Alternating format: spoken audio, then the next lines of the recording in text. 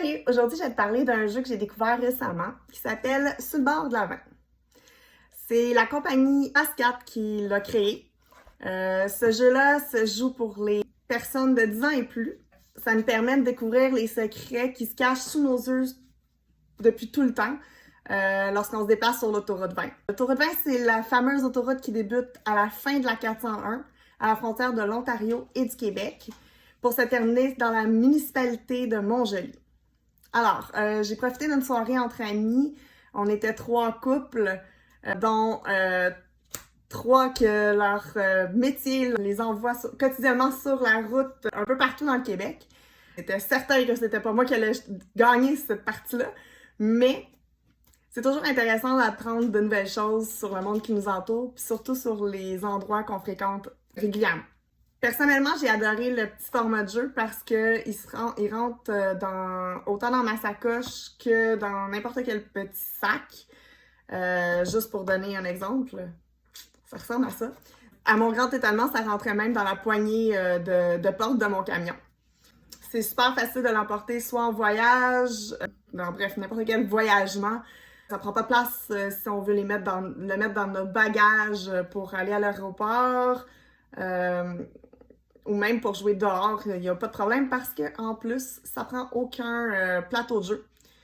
Donc, c'est juste des petites cartes comme ça. Mais il y en a pas mal. Sur ces cartes, tu y trouveras des questions de type général, des questions historiques, des questions vraies ou faux, des questions à choix multiples, puis aussi des défis. Pour les défis, je te rassure tout de suite, c'est des défis que tu peux faire autant en voiture ou peu importe où tu es, parce que ça nécessite pas de se déplacer ou de se mettre debout. Mais je te dirai pas c'est quoi les défis pour te garder une petite surprise. Contrairement à la majorité des jeux, c'est pas le plus jeune qui commence. En fait, c'est la personne qui a le plus d'expérience de conduite qui va débuter le jeu.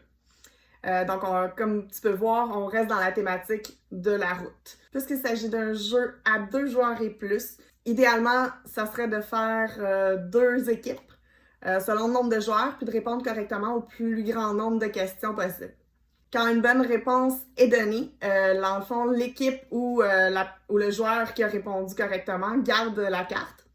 À la fin, c'est l'équipe ou le joueur qui a obtenu 20 cartes, qui est encore un lien avec l'autoroute 20, gagne la partie.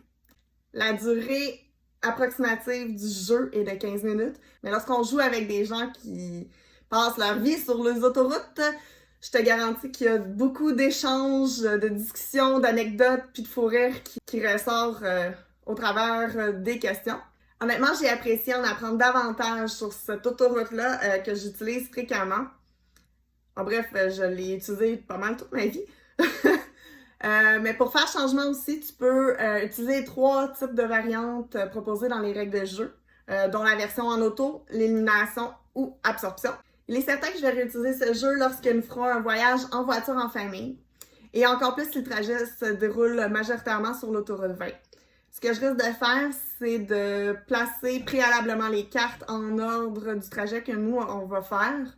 Puis, je vais les poser à mes enfants au fur et à mesure. De cette façon-là, ben, ils vont apprendre des nouvelles choses, ils vont enrichir leurs connaissances, puis tout ça va se faire dans le plaisir. D'ailleurs, la compagnie Fast4 prévoit la sortie d'une nouvelle version qui sera sur le bord de la 138 en passant par la 40, qui devrait sortir sous peu parce que c'est prévu pour la fin avril, puis sur le bord de la transcanadienne pour le mois de mai. L'autre nouveauté, ces 2 nouvelles versions auront un petit plus que celle-là n'a pas, c'est-à-dire qu'il sera en version bilingue.